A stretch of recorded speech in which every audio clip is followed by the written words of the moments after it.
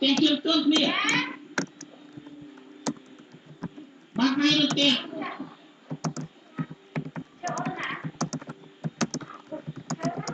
tôi làm chơi gì đó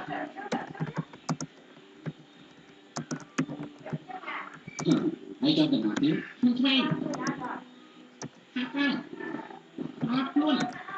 hát chưa có bao luôn bác càng như nào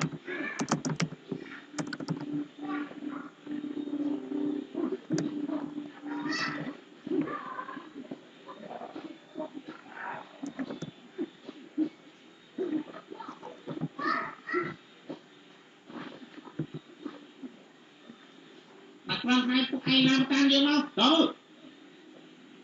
chặt tam chặt vụ việc lên thôi to cảm ơn tôi lên lên cái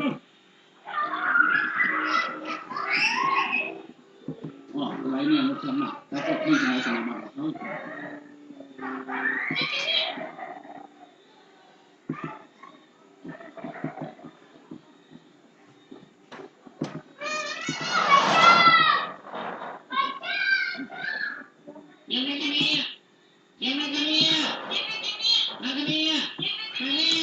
bằng kia cầm lên không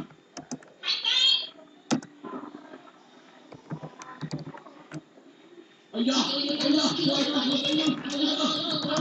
Gõ để không bỏ lỡ những video